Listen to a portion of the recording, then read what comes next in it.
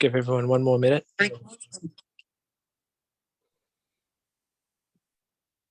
30 seconds.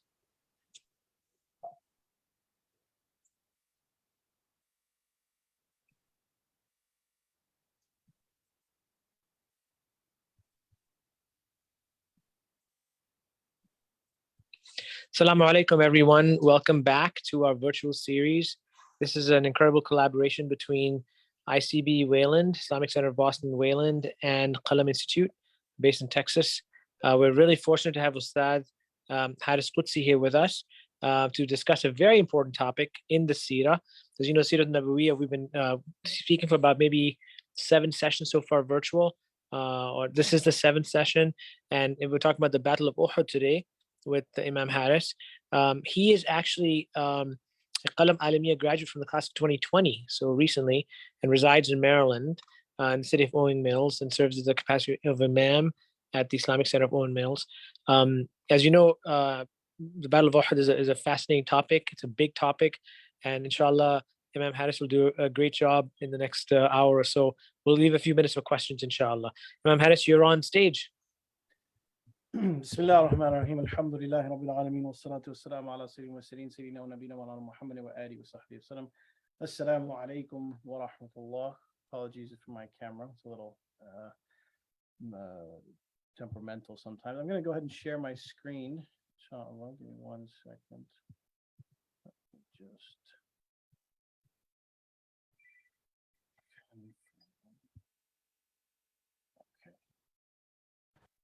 Can you guys see the presentation? Yes, we can. Okay. Yes. Okay. So today, inshallah, the topic relates to the Battle of Uhud. Last week, you spoke about the Battle of, or actually the last class, excuse me. You spoke about the Battle of Badr. The Battle of Uhud is a very, very it's a difficult time for the Muslims. And, you know, a lot of our teachers mentioned that if Badr was about La ilaha illallah, then the Battle of Uhud was about Muhammad Rasulullah. And what that means, I'll get into, you know, exactly what we're saying, what we're trying to communicate with that. But the thing is that Uhud was something that seemed like it was going to go one way, and suddenly things changed in an instant. And there's a lot of lessons that we can take from it. So I'm going to start first with just kind of some of the background of, you know, the entire situation. And the first thing you have to understand is that the situation in Mecca at the time was very, very dire. The Quraysh were extremely bothered. They were extremely upset. They were in a place mentally where they felt like they had been disgraced completely. And, you know, if you think about what these people, the way that they acted in the past and the way they had acted towards the Muslims, it's very easy to understand how they would have thought that this was going to be something for them to celebrate, the Battle of Badr, that they would be able to go and end this entire issue and problem and then be able to, you know, just go on and live their lives as they had previously. However, of course, what ends up happening is the exact opposite. And when so many of their nobles had been killed, it really startled the Quraysh. And specifically, there's an interesting narration that mentions when a man came back, a man from the Quraysh came back, he was telling everybody about all the elders that had been passed, all the elders that had been killed during the Battle of Badr. And when he came, they really started to think that, no, this guy must be insane. He's talking about, you know, all these individuals, all these great leaders of our people. There's no way. He must have lost his mind. He must have just, you know, really lost it out there. He's probably, you know, just saying whatever he can. He's just saying names. His name was Haysuman ibn Abdullah. And so this man, Haysuman, he's telling them that, listen, Utbah ibn Rabi'a was killed, and Abu Jahl, Abu al-Hakam, as they called him, he was killed. And Safwan ibn Umayyah, who at the time had not accepted Islam, his father was Umayyah ibn Khalaf, also known as the master of Bilal radiallahu anhu. So Safwan, he's just saying things, look, why don't you ask him where I was? on it, because he's thinking that, he's going to respond saying, oh yeah, Safwan, he was killed too, and he's gone, and it's so terrible. But they say, what happened to Safwan? He says, what are you talking about? He's sitting right there. What? I'm not crazy. I'm telling you that these people were killed. So it really was kind of a situation of denial at first for Quraysh when they first found out about this. But then as reality set in, they really started to try and say that, look, you know what, we need to try and temper our reaction to this, because we don't want Muhammad and his people to think that they really got something over on us. So what they did was they actually, instead of even just crying, doing the bare minimum, their habit had been to wail, to do things that had been that were Jahili practices, where they would tear at their clothes and they would, scratch at their faces and do all these crazy things. But they weren't doing that. And let alone, they said, don't even cry for your dead. Don't even cry for them. So they had this pent up emotion. They had these pent up feelings, and they started to become angry, and they started to become more and more bitter. And so after some time, an individual comes into Mecca. And this man's name is Ka'b ibn Ashraf. And Ka'b ibn Ashraf was a figure who lived kind of on the outskirts, right on the edges of the city of Medina. And he was an individual whose father was Arab, and therefore for the Arabs, he was considered to be an Arab. However, his mother was Jewish. And so the Jewish people actually consider the lineage to be established through the mother. So for them, he was a Jew, right? He had that lineage in terms of his ethnicity. So he was an interesting character because he could kind of skirt these lines. With the Arabs, he was an Arab. With the Jews, he was a Jew. And so Ka'b ibn Ashraf comes to Medina, and he was someone who had truly been harmed, at least in his own mind, by the Prophet ﷺ's arrival to Medina, because he had thought that he was going to be somebody who was in the position of leadership in Medina, in the city of Yathrib. However, when the Prophet ﷺ came, all of that was, of course, disbanded. All those ideas were disbanded, and the Prophet ﷺ was in charge of the city. So he was somebody who grew up with a silver spoon in his mouth, and he had great wealth. And his grandfather, in fact, had owned land which was traditionally from Banu Nadir, which was one of the Jewish tribes near Medina. And so this individual, Ka'b ibn Ashraf, he's very wealthy, he's very influential. He comes into Mecca, and he has got an agenda. He knows that if he can just get rid of the Prophet, if he can just get rid of him, then, well, he'd be able to potentially go back into his position of power. He'd have his position of authority once again. And so he goes to the Meccans and he starts kind of encouraging them. He starts kind of agitating them. And he goes to them and he says, listen, if Muhammad's going to be able to beat you guys, then we're all just better off being dead. And he starts to kind of raise funds for them. And he starts going around and trying to say, look, we need to start getting some money together and doing things. And he's trying to stir things up. So he goes back to Medina, or rather the outskirts of Medina. And as he's there, he's staying in his home. He's kind of staying to himself because he knows that he needs to, get things riled up. But at the same time, he makes it a point to go to some of his people from the Aus, and he kind of starts bringing up old tensions. I'm not sure if it was covered previously, but one of the long-standing feuds that had existed in the city of Yathrib was that of the Aus and the Khazraj, and the two tribes. And so he starts to go and try and agitate some of these things against the Khazraj again. He tries to kind of, get people together and try and be like, hey, listen, don't you remember what they did? We should really, why are we just being so kind to them? Why are we being so nice to them? We need to get back to our old ways. So he's inciting things. He's trying to start war. And worse than that, he's trying to break apart the bonds of brotherhood that have been established. So the Prophet ﷺ gathers some members of the tribe of Aus, and he says to them that, listen, we need to do something about this because this is going to cause war. This is going to be a big issue. And so the Sahaba, some of the Sahaba, one particular Sahabi, Muhammad ibn Maslama, radiallahu anh, he says to the Prophet ﷺ, Ya Rasulullah, I can do something about this, but I need your permission that I may have to play a little dirty to do this. I might have to kind of, skirt the ethical lines, if you will. The Prophet ﷺ said, do what you need to do. And what we need to understand very importantly here is that this was a situation that was preceding war. This was a situation that was going to lead to great casualties. It was going to lead to loss of life. And so when we have a situation like that, we don't just simply sit on the sidelines and say, oh man, he's just inciting things. Okay, well, I guess we can't do anything. No, the Prophet ﷺ made an active decision in that moment that we cannot, we don't need to go to war, and we should not try to go to war if we don't have to. So the Prophet ﷺ sends Muhammad ibn Maslama radiallahu anh to handle this. And Muhammad ibn Maslama starts to recruit some people. In particular, he recruits one individual whose name is, his kunya is Abu Na'ila. His actual name is Silkan. So Abu Na'ila, radiallahu anh, he actually was the foster brother of Ka'b ibn Ashraf, that they had been nursed by the same woman.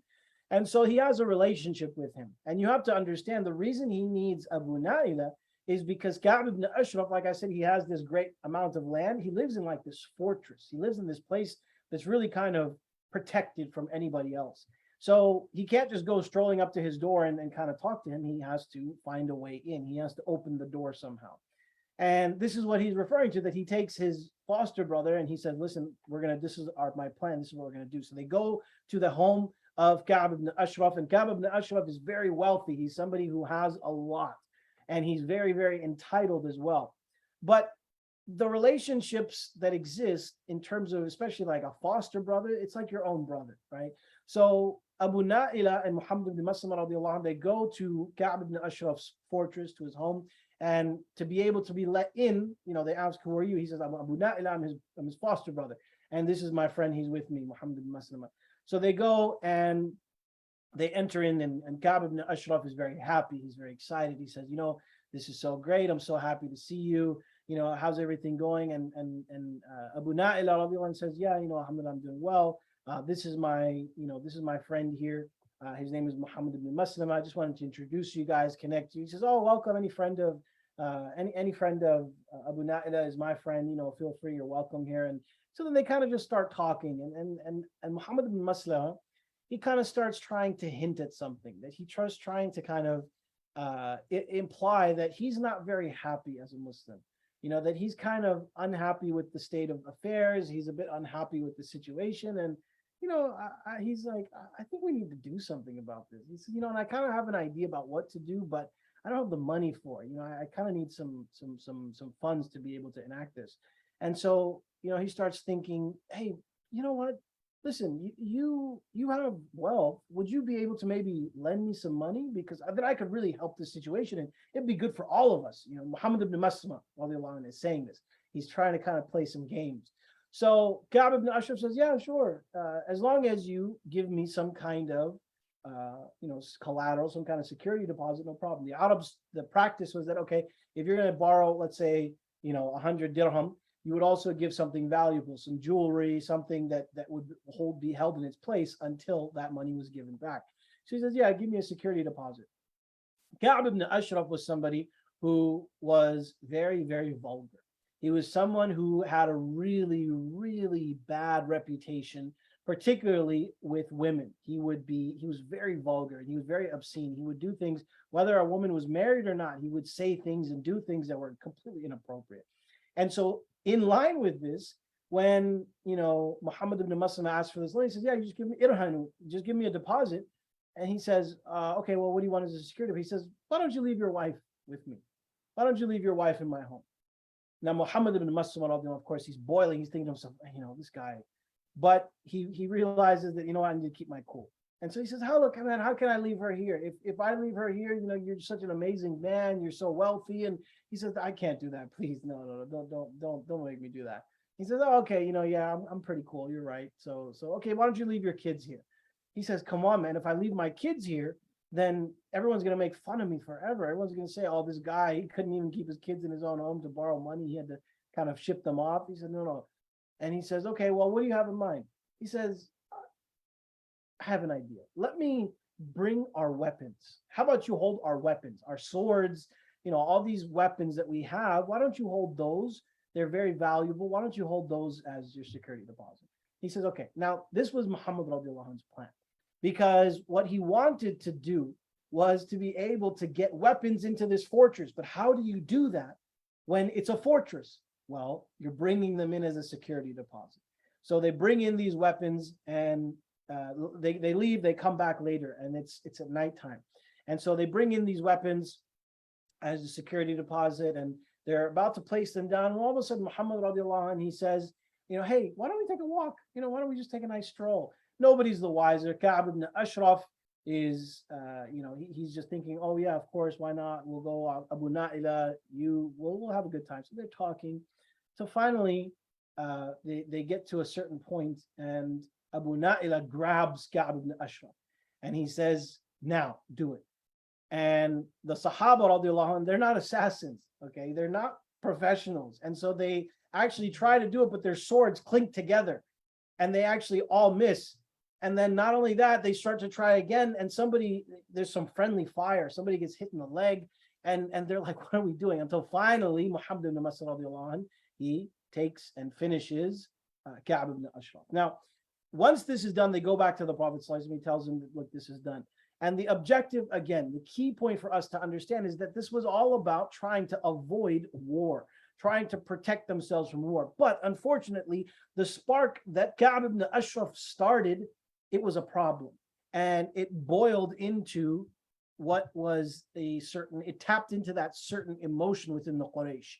And they began to prepare. Some of the younger folk of Quraysh, they came to Abu Sufyan, who had become the leader, the de facto leader of the Quraysh.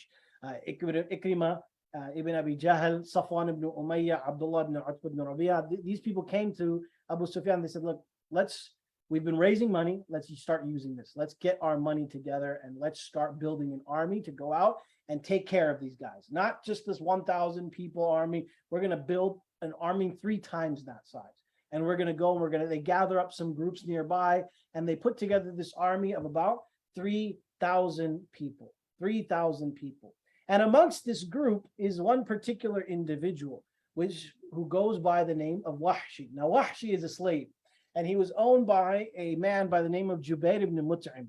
And Jubair had told Wahshi that, listen, you are going to go, and if you can kill Hamza on the battlefield, you're free. Because Jubair, his uncle, had been killed by Hamza radiallahu anh.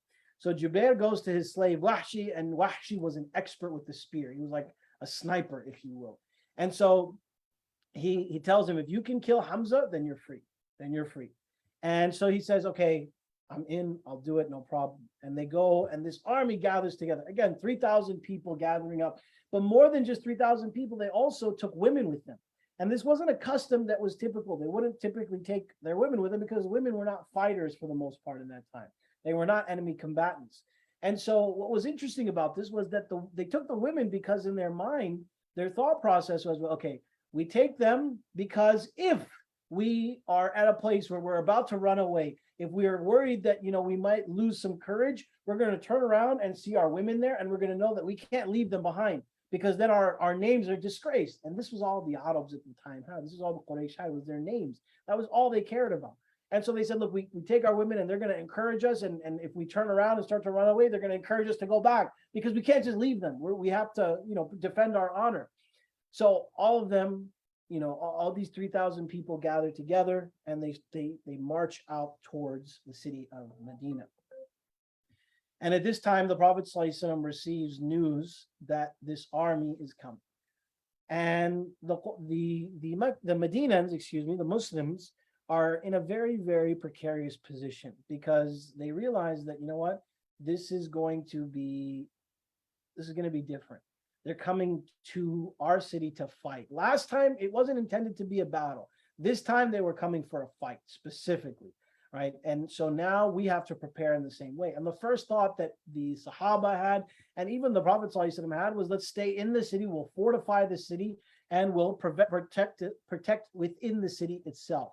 We are going to defend within the city, because they thought that, there's a bit more, there's a natural protection within the city. The way the city is built, the way the city is structured, there's a natural protection here.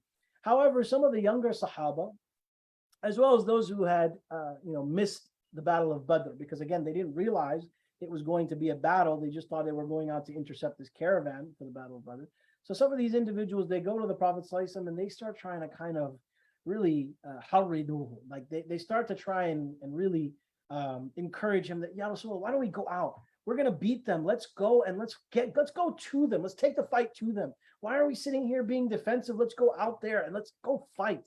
And so the Prophet ﷺ, he is kind of hesitant. He wants to follow with the plan, because this plan was one that most of the senior Sahaba radiallahu anhum had agreed with.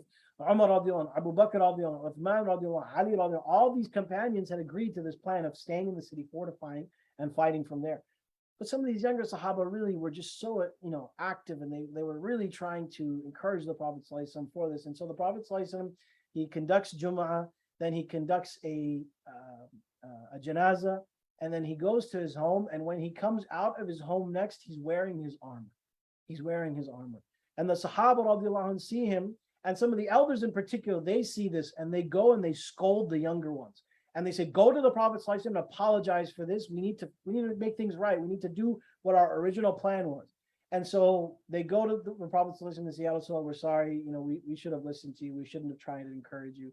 And the Prophet ﷺ says, it's not appropriate that a prophet takes off his armor once he's put it on until he has met the enemy in the battlefield. We're going. Let's go. Let's all get ready and let's go. And he gathers all the different companions, and it's 1,000 people who go out towards the battlefield. There's 1,000 people from the Muslims who head out towards the battlefield. However, what is unfortunate is that there are hypocrites in Medina.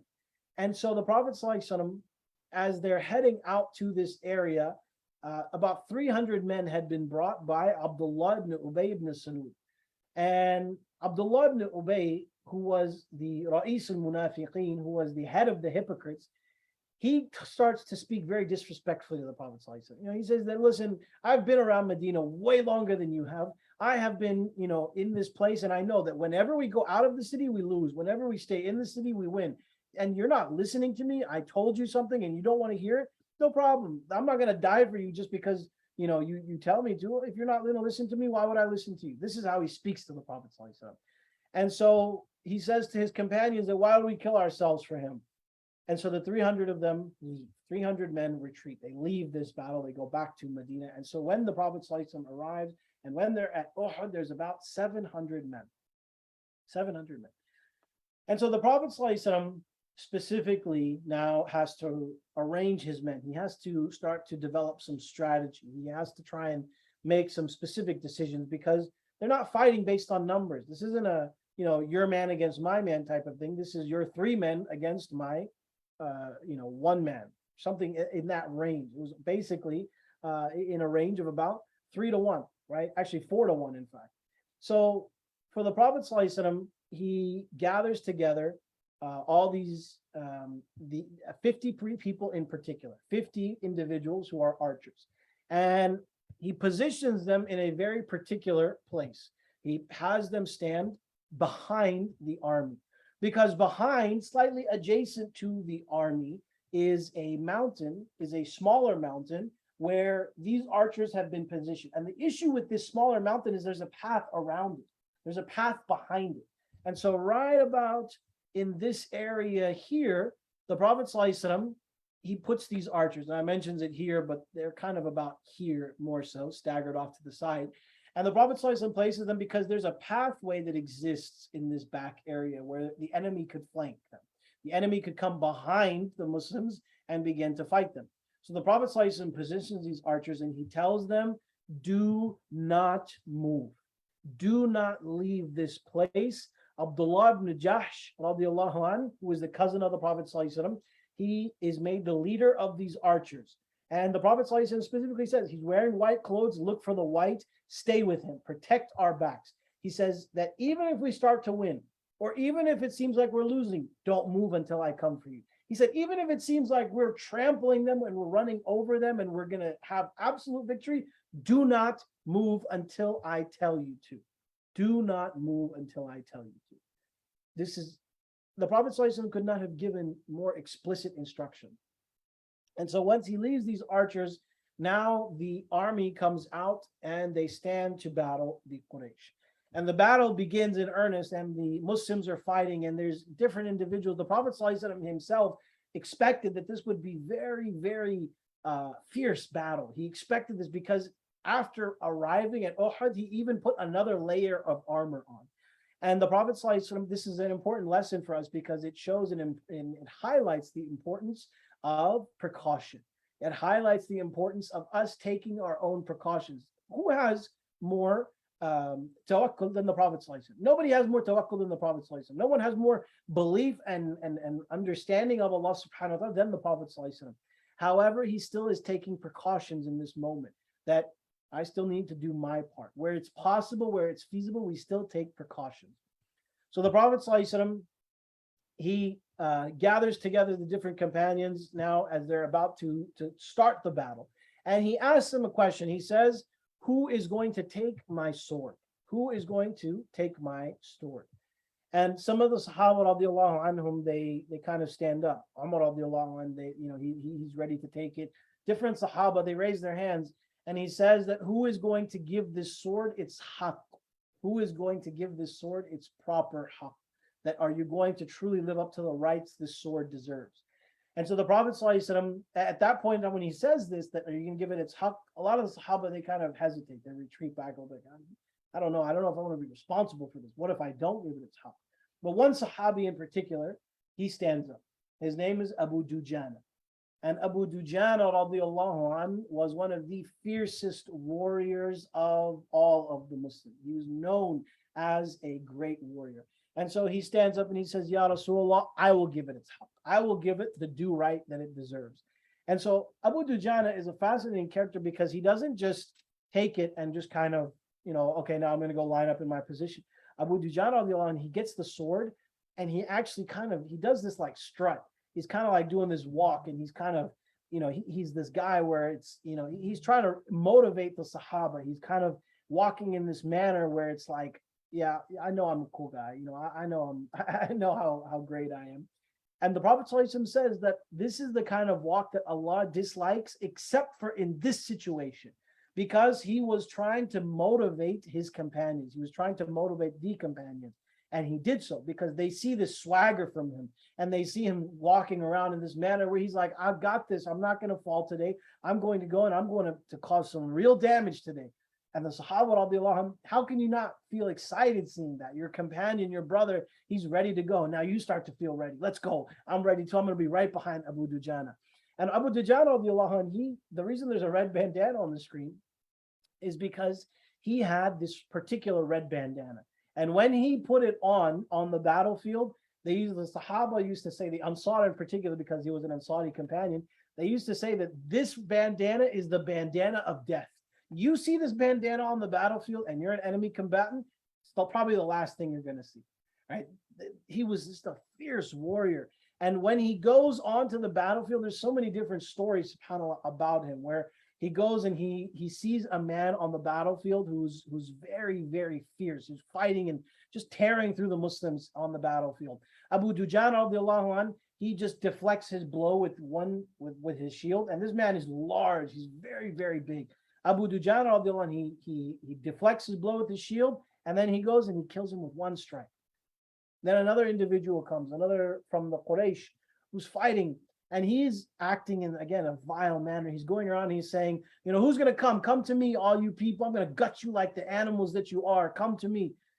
And Abu Dujana, radiallahu anh, this narration comes from Ka'b ibn Malik, radiallahu anh.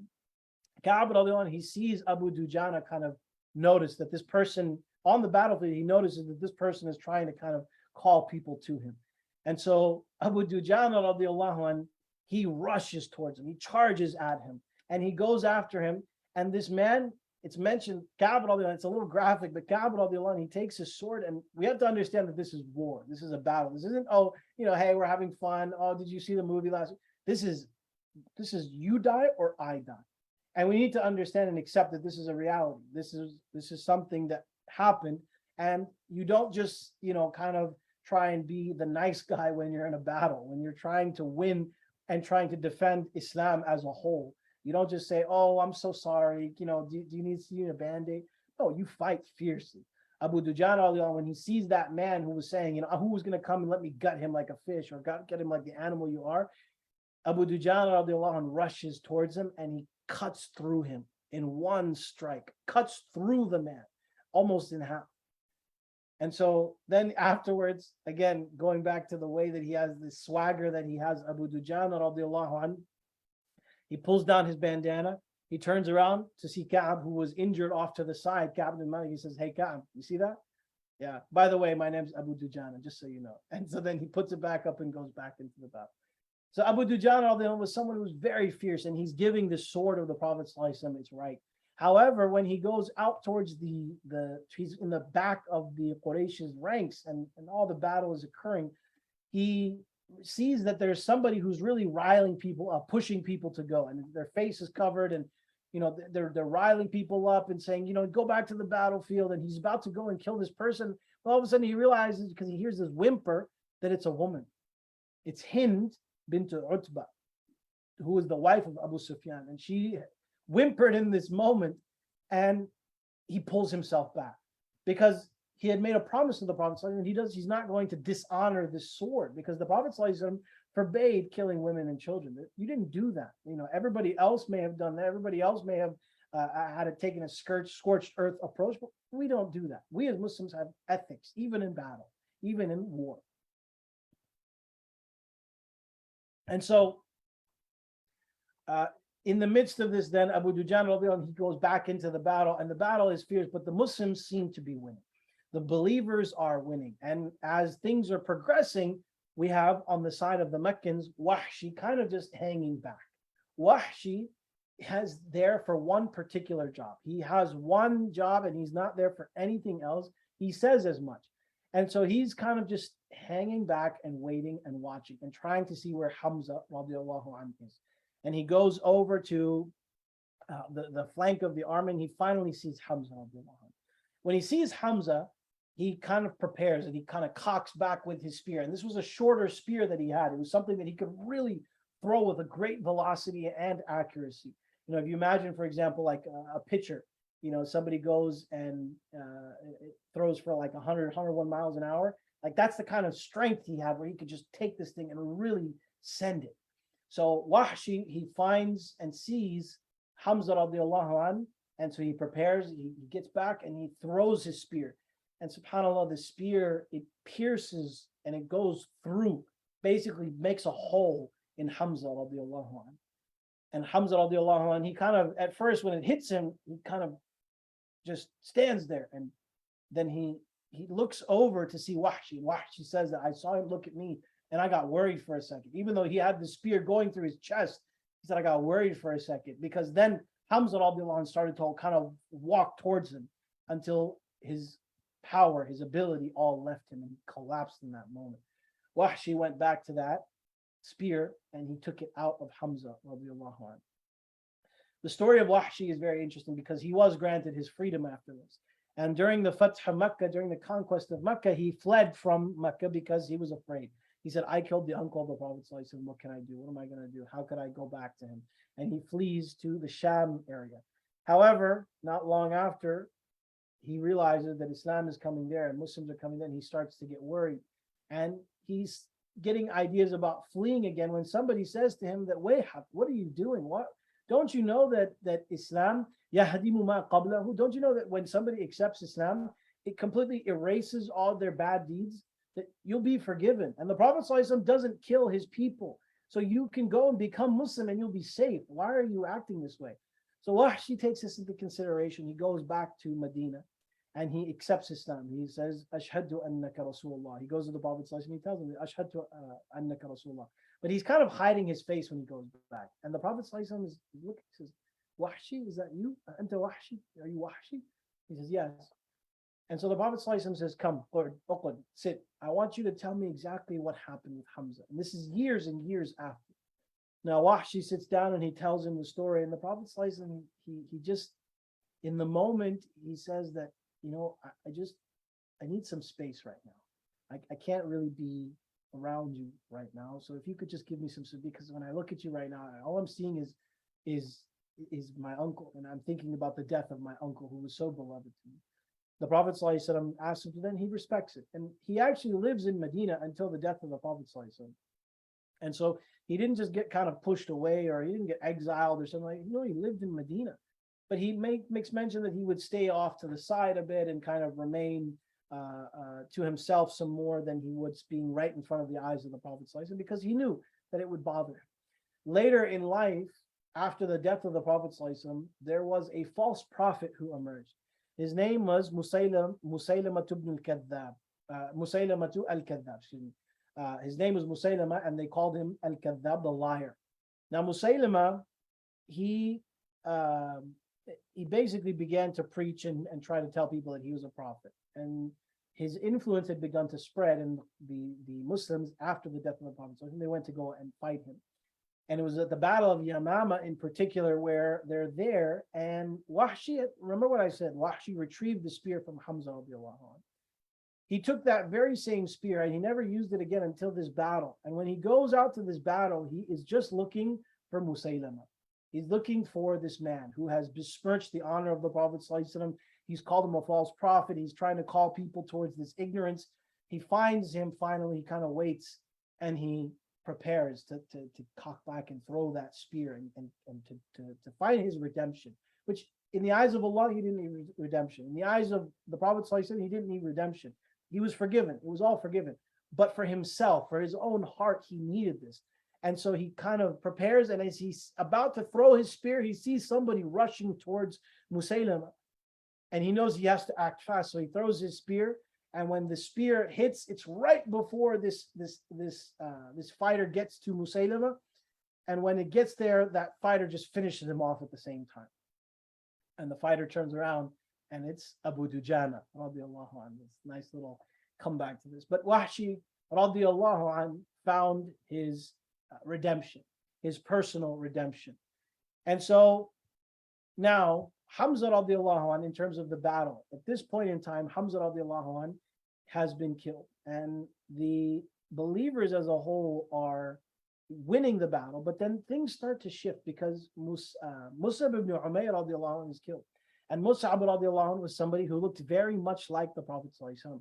So when people see that the Prophet ﷺ, that they see that Mus'ab has passed, there's one individual from the Quraysh in particular who's kind of got a reputation for falsifying things. He starts to say, Muhammadun qad mat, Muhammad is dead, he's dead, we've won, we're going to win.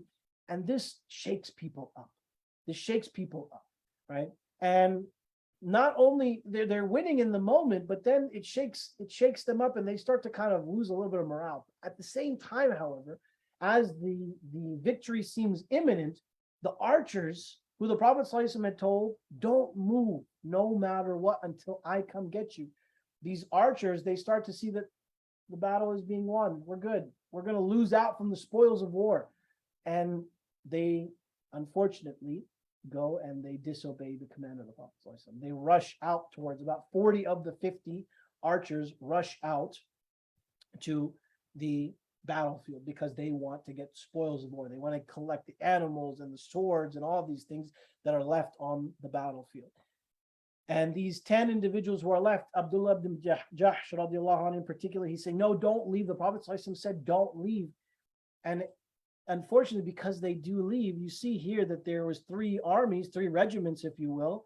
This third one of Khalid ibn Walid at the time had kind of hung back. They'd kind of stayed back. And they saw when the archers, they left their position and they went into the battlefield, they saw now's our opportunity. And so they flanked around the Muslims. Now behind the Muslims, there are Quraysh. And in front of the Muslims, there are Quraysh. And the Quraysh have started to retreat, but now they start turning back because they're hearing Muhammad is dead. Oh, we have a chance now. And they start hearing that now they see that Khalid at the time, he was not Muslim. He's on the backside of the army and he's attacking, and they start to go back into the battlefield. Now the Muslims are starting to get overrun at this time. And the Prophet ﷺ in particular, he's not killed, of course. He is, he's basically been hit by different things, and he's bleeding, and he's got his own situation going on. And many Muslims, because the battlefield is a very, very chaotic environment, it's a very difficult environment, they're getting worried. They're saying, oh, what do we do if the Prophet ﷺ is dead? Then what does this mean for us? And this is where the verse in particular is so valuable for us, that if Muhammad was killed, where Allah subhanahu wa ta'ala tells us in the Quran, if Muhammad was killed, would you turn back on your heels? Would you run away? No, because this religion, and in particular an individual at the time, someone calls out, his name is Anas ibn Nadal. He calls out, he says, even if Muhammad has been killed, the Lord of Muhammad has not been killed. So do not flee. Do not flee. وَمَا مُحَمَّدٌ إِلَّا رَسُولٌ قَدْ خَلَتْ مِنْ قَبْلِهِ الرُّسُلُ. That Muhammad is nothing but a messenger. He is somebody who has come to bring this message, and different messengers have come before him. That if he dies, if he or is killed, then are you going to turn back on your heels? You're going to run away? At this point now, there is, with the Prophet ﷺ in particular, he's bleeding because some individuals, in particular, one individual had thrown a rock. His name was Abdullah ibn Shihab al-Zuhri. He had thrown a rock at the Prophet ﷺ. Another individual, Abdullah ibn Qamiha, had hit the forehead of the Prophet ﷺ. And then the Prophet ﷺ, excuse me, Abdullah ibn Qamiha had, he actually was the one who struck the Prophet ﷺ in his chainmail. Now the Prophet ﷺ had chainmail that was protecting his face, probably to about here. And when the Prophet ﷺ is struck by Abdullah ibn Qamiha, he actually has some of the chainmail lodged into his face. And the Prophet ﷺ, when he gets hit by this, it's so fierce and so hard, he gets knocked back and he kind of stumbles back. And he falls into a ditch that had been dug by an individual who was basically very critical and very, very angry with the Muslims for his own reasons. And he had dug ditches around the battlefield in hopes that they would fall into them. So the Prophet ﷺ stumbles back and he falls into this ditch. Now, about 13 Sahaba, they kind of all now gather around the Prophet ﷺ. Malik ibn Sinan, his companion, he grabs the Prophet ﷺ, he starts to kind of try and clean his face. The Prophet ﷺ has passed out in this moment, but he kind of starts to come to, and he sees that there's all these Sahaba who have gathered, who have surrounded him, and he's a bit weak in the moment. And so they grab the Prophet ﷺ and they go through this passage that leads to the other side of Mount Uhud. And they gather there and they put the Prophet ﷺ in this cave, basically. There's a cave on the other side, and they put him there. And when they do so, they kind of now have to protect this area in particular. They have to try and defend the Prophet ﷺ. And so many Sahaba were martyred in this process. There were some companions, for example, who were throwing their body in front of the Prophet ﷺ. Talha radiallahu anhu was throwing his body in front of the Prophet ﷺ. Abu Talha also was defending the Prophet ﷺ. Sa'ad ibn Abi Waqqas radiallahu anhu was an archer. He was a good archer, and so he's got his arrows and he's shooting them everywhere he can to try and keep people out. And the Prophet ﷺ was actually picking up arrows and giving them to him. And they're just trying to defend their position now because they've reached a point where they're being pushed back, retreat of sorts. Not necessarily being, completely pushed away and knocked back, but they realize now they have to kind of pull back. The Quraysh have been trying to advance, but they realize that, we can't really advance any further. We don't need to, though, because we've done what we wanted to do. And there are many individuals going around on the battlefield that are mutilating bodies, that are taking the bodies of the Muslims and they are cutting off their noses, cutting off their ears. Hind, in fact, is actually putting on, making like necklaces out of these noses and ears of the Muslim. And Abu Sufyan is going around on the battlefield now, and he's just kind of calling out, and he's saying different things, and he's trying to give glory to their idols. And Umar radiallahu anhu is listening, and he's hearing these things, and he kind of can't take it after a bit. And he responds back to Abu Sufyan, and he tells him that our dead are in Jannah, your dead are in the hellfire. And Abu Sufyan tries to say that, because Abu Sufyan had said to him that, listen, you guys took one, now we take one. So it's 1 for 1. We're 1 for 1 now. And Umar radiallahu anhu says that, no, we're not equal here because our dead are in Jannah, your dead are in hellfire. So the battle is starting to kind of tone down a bit, but unfortunately with this mutilation, Abu Sufyan, he actually calls out. He says, listen, I want you to know, lam amir bi. I didn't order that, I didn't lam umir bi. I didn't order people to mutilate these bodies, but I want you to know you're going to find a lot of your dead have been mutilated. And he's not that upset with it, of course, but He's giving this kind of disclaimer. And the Muslims have started to kind of now gather their dead. The Quraysh are gathering their dead. The Quraysh are celebrating because they feel like it's a victory for them. They feel like they've done exactly what they wanted to do. They've embarrassed them, but they weren't able to kill the Prophet. So in fact, they didn't do what they intended to do, though for some time they thought they did. And at this point in time, as everybody's gathering their dead and they're starting to try and take care of everything, the Prophet ﷺ goes to Ali radiallahu anh, and he tells him that go and spy and watch them, because if they tie their horses to their camels, if they take their horses that they rode here and tie them to their camels and then ride the camels back to the city, then they're going back to Mecca. But if they ride their horses and they tie their camels to their horses, then they're going to come to Medina and we're going to go back there too, and we're going to fight them until whatever happens. But when Ali radiallahu anh goes, he sees that they have decided to tie their horses to their camels.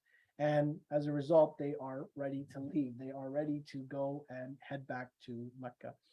And it's interesting because the lessons in this battle are so profound, and there's so many different things that we can take from. Allah subhanahu wa ta'ala mentions, and this is one of my favorite verses, يَمْسَسْكُمْ قَرْحٌ فَقَدْ مَسَّ الْقَوْمَ قَرْحٌ مِثْلُهُ وَتِلْكَ الْأَيَّامُ نُدَاوِلُهَا بَيْنَ النَّاسِ. Allah subhanahu wa ta'ala says that if a wound, a difficulty has afflicted you, then there were people before you that had similar difficulties.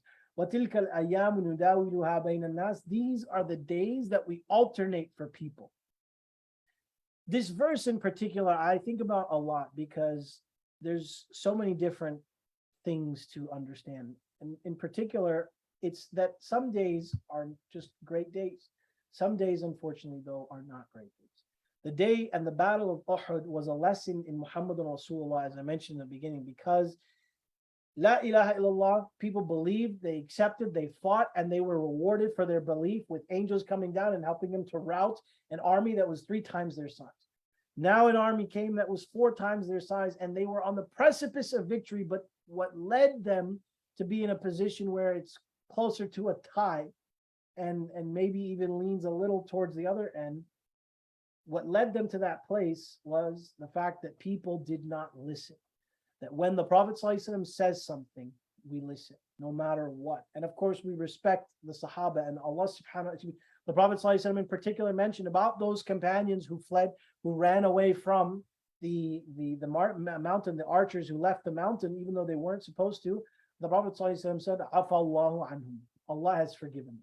So we don't speak negatively about them. We don't say that, oh, if they had done this, but we also recognize that there's a lesson to be taken. That if we listen to what the Prophet ﷺ says, we will have success. And that applies today as well. And some days will be great days. Some days will be great days where you are, and this is more of a contemporary lesson for us to take, that some days are great days and you're enjoying things and life is good and things are going great. And then sometimes life gets really difficult. The Prophet ﷺ one day had his uncle, the next day he didn't. And worse, he had to see that his uncle's body had been mutilated and his liver had been torn out. The Prophet ﷺ was not having a good day when his face was torn up, and in fact the chainmail lodged into his face. For all intents and purposes, when we look at the Prophet of God, we expect that he's going to be having ease and goodness all the time. But at the end of the day, Allah tests those whom he loves the most. And the Prophet ﷺ in this instance was tested as well. And the believers were tested, the Muslims were tested. And while we were not lost, alhamdulillah, this wasn't something where we, things ended. And the next battle that comes up, you'll talk about next week, inshallah. But this battle was something that was a reminder. If we listen to the Prophet ﷺ, we'll be successful. And also that sometimes you have good days and sometimes you have bad days. But at the end of it, we always turn back to Allah subhanahu wa ta'ala. And this is why the last thing the Prophet ﷺ did before they left, and this is a profound thing, is that he made dua at the end of it. He stood up and he had the believers come together. The Muslims stood and they began to make dua to Allah subhanahu wa ta'ala. And the thing about it is that the dua itself was something that was so simple but it was very, very profound. It was the lessons were great to be taken from it. That he's saying that Allah, you are the one who has all authority, you have all ability, and no one can defeat us if you are with us. And that's the thing, is that this wasn't a true defeat in every way that we understand defeat. Rather, this was something that was a lesson. And for the believers, at the end of it, they made this dua, remembering that when we turn back to Allah subhanahu wa ta'ala, we'll always find success. And the Prophet ﷺ concludes with this dua, and they head back after burying their dead in a difficult time. But of course, we see the lessons, and you'll learn bi'idhnillahi ta'ala next week, relates to the next battle that occurred that really turned the tide and kind of shifted the entire dynamic that existed between the Quraysh and the Muslims. So I'll end here, inshallah. Any questions, I guess, we have from the Q&A?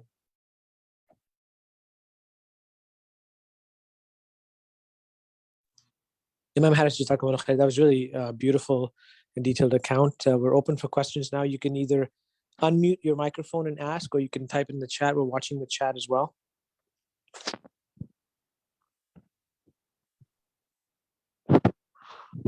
Imam, while we're waiting, let me begin with some questions. So this is certainly an incredible event, and very soon, right after Badr, what was the mindset of the Muslims at this stage? I mean, coming out of an event like this, having lost some of the most incredible support and powerful people, the personalities you mentioned, the Sahaba Ikram. What was the mental state, and in terms of this, the history of the Sirah, and how did they actually come out of that difficulty at the time post Uhud? So it was a situation that basically left the Muslims in a state of self-reflection, right? The believers were in a state where they really had to kind of think. And you can imagine that the Sahaba radiallahu anhum, who had the archers, can you imagine what they must have felt? That, that they, whether people said it or not, and the Prophet ﷺ never said it to them. He never blamed them and said, oh, this is your fault, how could you do this? But could you imagine how they must have felt in the moment that, we left our post even though we weren't supposed to, and we did something the Prophet ﷺ specifically told us not to, and things changed in a hurry because of that. So it was a time of kind of reflection for the believers, and a time for them to really kind of look to the Quran and look to try and see what the Prophet ﷺ, what revelation the Prophet ﷺ was receiving, so that they could understand that, what's our next steps? What should we be doing moving forward? And the Prophet ﷺ, life moved on. They continued to live their lives until the Quraysh began to agitate more and more and more, to which eventually led to the Battle of the Trench, right?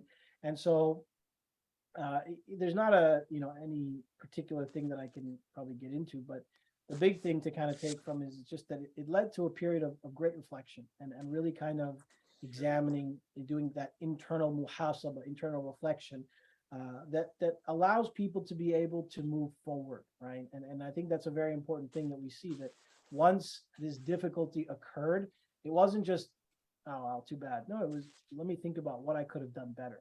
And from this experience with the Battle of Khandaq, we see some of the lessons that the Sahaba radiallahu anhum learned through this experience. I'm always blown away by the famous ayah in Ali Imran, ayah 159, right? That talks about فَبِمَا رَحْمَةً مِّنَ اللَّهِ لِنْتَ لَهُمْ, right? And how, I guess it was the very, very special mercy of Allah subhanahu wa ta'ala, that at the time of you discussed that important event with the archers left their posts. This is the commander-in-chief walking to the archers, and Allah subhanahu wa ta'ala makes him so lenient, so lean, so soft to them. That ayah alone has a lot of lessons in it. Any thoughts about that, and what lessons we can learn from the three things mentioned in that ayah there?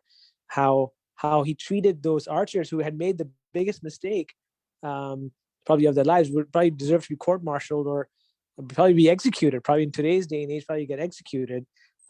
His approach was completely different. That was probably a lesson learned in how they left Uhud, which seemed to be a loss, but then eventually became a victory based on this attitude. Yeah, I mean the thing is that and that verse in particular, Allah subhanahu, we have to really look at and understand is that the Prophet ﷺ was human, right? This is why after what occurred with Wahshi, he needed a moment, right? He needed some time to kind of gather himself and just feel like, I need a little time if it's okay because it's going to make. The Prophet ﷺ was human. And he was somebody who was far, far above us, of course. But at the end of the day, he also had, natural considerations, natural thoughts. But what he found solace in was Allah subhanahu wa ta'ala. And he knew that Qadrullah ma sha'a fa'al, that if this is what happened, then this was because Allah willed it. And I think there's a very important lesson that in particular, when you talk about فَبِمَا رَحْمَةٍ مِّنَ اللَّهِ لِنْتَ لَهُمْ, but by Allah's mercy you were soft with them. This is Allah making two things clear. Number one, that it's not the Prophet ﷺ and Allah subhanahu wa ta'ala are connected. When we look at the Prophet ﷺ and we see rahmatun lil alameen, we have to understand this is an extension of the rahmah of Allah subhanahu wa ta'ala. Often there's this thing that, the Prophet ﷺ was so merciful, and the Prophet ﷺ was so kind, and he was so wonderful, and this is all true. But then many times our thought of Allah subhanahu wa ta'ala may not fall into the same realm because we think about Allah and we think about punishment and we think about adab, we think about the fire of Jahannam. We're like, is Allah, but the mercy that the Prophet ﷺ has is from Allah subhanahu wa ta'ala. And that's why it's so important for bima rahmatin min Allah. It is through Allah's mercy that you were soft on them. And now for the Prophet ﷺ, he also is able to find this solace that if this wasn't meant to be, this wouldn't have happened. So I'm not going to go and tell them, what did you do? How could you have done this? This is such a, disgrace, and you're such, these kind of people. Rather, he was easy with it. And then Allah subhanahu wa ta'ala, فَأْفُ عَنْهُمْ وَاسْتَغْفِرْ لَهُمْ وَشَاوِرْهُمْ فِي الْأَمْرِ. Then forgive them and ask for forgiveness for them and keep them involved, keep them as a part of things so that they can be a part of your things, and ask them about the different affairs. Do shura with them. And I think at the end of the day, it's just highlights the mercy of Allah subhanahu wa ta'ala. And it really establishes and it really kind of strengthens that the connection that we should have as believers in the mercy of the Prophet ﷺ when we read about his seerah, and the mercy of Allah subhanahu wa ta'ala as well. Jazakumullah khair, Imam Harris. That was beautiful. It also reminds us that if he didn't lose his temper in that, we cannot lose our temper in any situation. But anyway, I mean, Anas radiallahu anh, he was a young boy with the Prophet ﷺ, and he was serving him, about 10 years old. And so when the Prophet ﷺ would send him on errands, the Prophet ﷺ sometimes would come and see Anas radiallahu anh running around with kids, playing games and doing different things. And he'd say, Anas, did you do what I asked you to do? And Anas radiallahu anh, he said, in 10 years of serving the Prophet ﷺ, he never once scolded me. He never once said, why didn't you do what I told you to do? He just said, whenever I said no, I hadn't done it, Ya Rasulullah, I started playing. Qadrullah ma sha'a fa'al. It's Allah's will, this is what he willed to have, right? And he didn't get upset with him. So why would he even then get upset? This was a mindset, right? It wasn't just a one-time thing. It wasn't just, it's these guys, they're in battle already. It was a mindset. It was how he lived his life, sallallahu.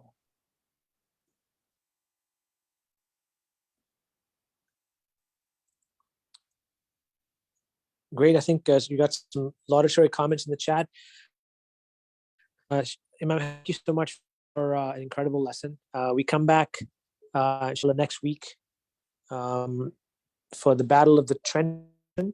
Hoping to see everybody again next Wednesday afternoon as we continue this incredible collaboration between our center here in Boston at Wayland and the Qalam Institute. Imam Harris, thank you so much for an incredible talk. Jazakumullah khair, and we'll hopefully see you at some point in the future. Inshallah. Take care. Salam wa rahmatullah.